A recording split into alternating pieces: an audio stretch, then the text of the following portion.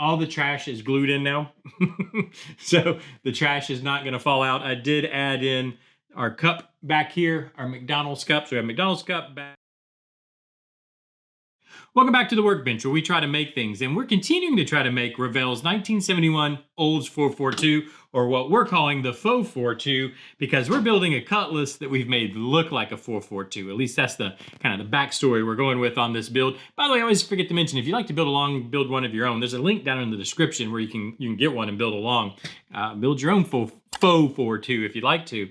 So last time we got together, which has been a little while ago because before Christmas, I hope everybody had a great holiday, a great Christmas, and got New Year's coming up. So be safe and have a good New Year's also. But it's been a while since we got together. So let's kind of take a look at where we're at here. So I was weathering up the under side of the chassis. There we go, the chassis tub here. And I only did a little bit of extra work since we took a look at this. I painted up the gas tank. Painted it basically like a steel color, and then tried to clean up with some semi-gloss black the straps holding it, which I think it turned out pretty well. I also forgot, I made the mistake of looking at the instructions and realized I didn't put in the transmission crossmember. So this is separate, because with this kit you could either do the 4-speed for the 442, or you could put it on, there was the automatic transmission, which is what we're doing because it kind of plays along a little more with our story of this being a Cutlass we've turned a 442. It literally doesn't have a 4-speed. It has the automatic transmission. So depending on which transmission you put in, I think I just bent my shaft here. I bent my shaft. Well, I'll show you that here in a second. Not my shaft, my steering column. I'll show you that here in a second. But the transmission support, if it goes here forward, for the 4-speed, and then further back where we have it in here, or where I've put it in for the automatic transmission. Luckily, I goofed up and looked at the instructions that reminded me I needed to even put that in. But what also is kind of neat to see is you can see the difference between what we weathered. Let me see if I can get it in the light, from what we weathered and just a clean paint job. So I did no weathering on this. I left it like that so you can literally see the difference between the two. And I think it really makes the weathering, it actually looks good. So I need to do, obviously, I'm going to do the same thing to the crossmember, just haven't done it yet. I also put in the steering box and the steering shaft there, and I kind of moved it around like just a second ago, because what's happened is this thin shaft, and this is just a heads up if you buy this kit. Where's something I can point with? Hopefully you guys can see the very thin steering shaft here.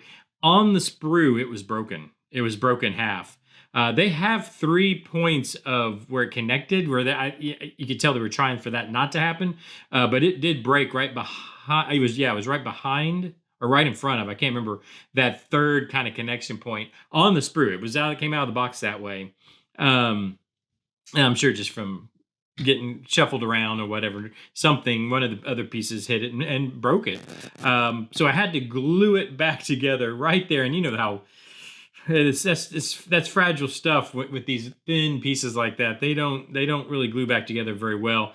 So I got to be a little bit careful of that. Wasn't really paying attention. I also started just painting up some other parts, like getting the front end painted. I've got started to paint out the springs for the front end, that kind of stuff. Oh, I did the radiator. So I've started kind of detailing the radiator. I'm still working on that, and the shroud and all that for the chassis that needs to go together. And then I've also put in, all the trash is glued in now.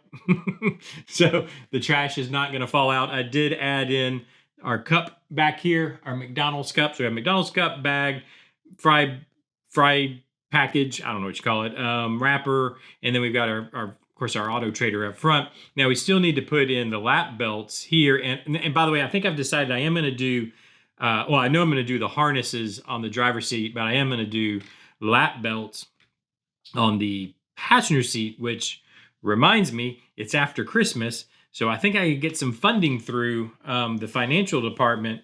And so what I started doing was making a list of those things that I need to order. So this is basically the list I've got together so far. Obviously, we need to finish out this motor, which is very incomplete at the moment. So I need a distributor and intake air cleaner, valve covers.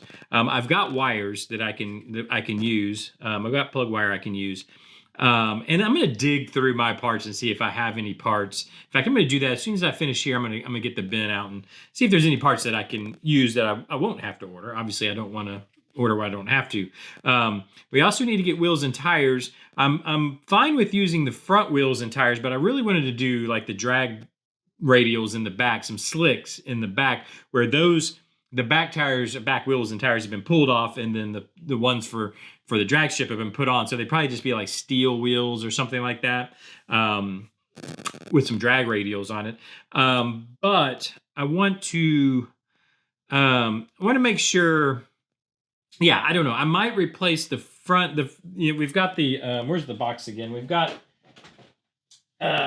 these wheels here that we can put up front, which I'm fine. I think I'm fine with using those and those tires, but I'll take a look around and see what else I have or what I can get also. I definitely need a steering wheel. We're definitely getting rid of that 442 steering wheel and putting something more aftermarket looking in. So I've got to get that. And then, like I was mentioning, I need the harnesses and the lap belts. I put by the way, I put down here is I have to wait. So this stuff I can go ahead and get in, but I can't really get the rear suspension in until I have my wheels and tires, because I don't know how tall they're going to be. And I do want to put in, we had talked about putting in some air shocks, and then I'm thinking about maybe doing some traction bars or something to make it look more the part. But I don't know how I'm going to do any of that until I know exactly where that rear end's going to be sitting. Is it going to be sitting at a stock height, and does it need to be raised a little? All that kind of stuff. So I'm going to wait before I do anything with the rear end. I don't know. Do you call it aftermarket parts? However you want to call that. But that's kind of where we're at so far. Making good progress, but we're kind of coming to the point now that I need to order parts. I mean, that's kind of where we're getting at. But I'm trying to keep busy. That's why I'm painting up stuff and trying to just keep the wheels moving. You know what I mean? I'm sure we've all been there. Now, I've got 2 other kits we're working on too, so we can go back to working on those. In fact, I need to finish out the front chassis of the F100. So that's something we can go back to. Oh, and I forgot to mention. So I did do the trash in the back, but there's one thing missing. We don't have a lid and straw to the drink, right? So I've been working on trying to figure out how I'm going to do a lid and straw for the drink, and this is what I've got so far, and I doubt you can even see it. That's kind of pointless, but here you go.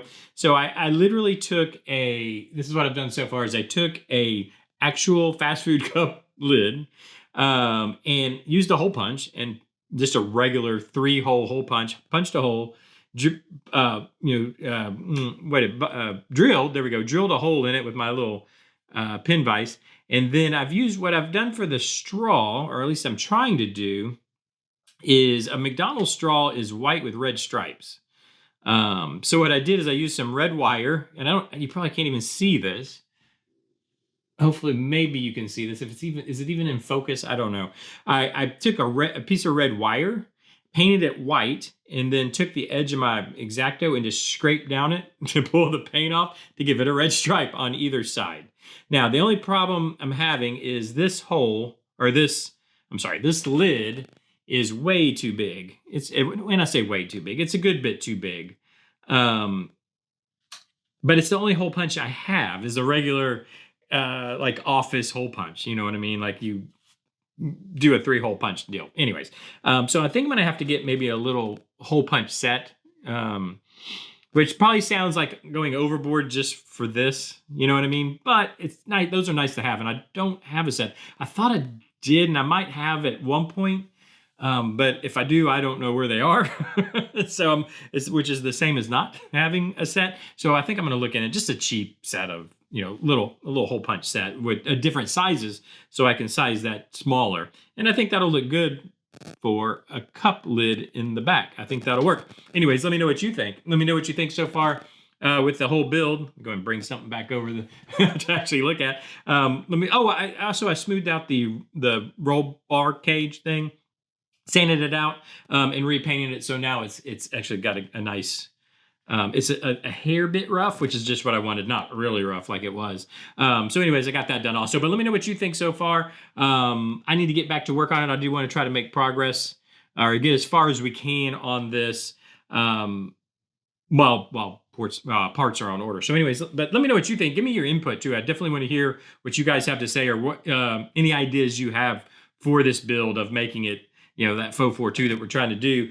This has definitely been a community input build. So I want to hear what you have to say. Let me know down below. Hit the like button, hit the hype button, hit the subscribe button, hit all those buttons, do those things they tell you to do on YouTube. And I'll see you tomorrow. Bye-bye.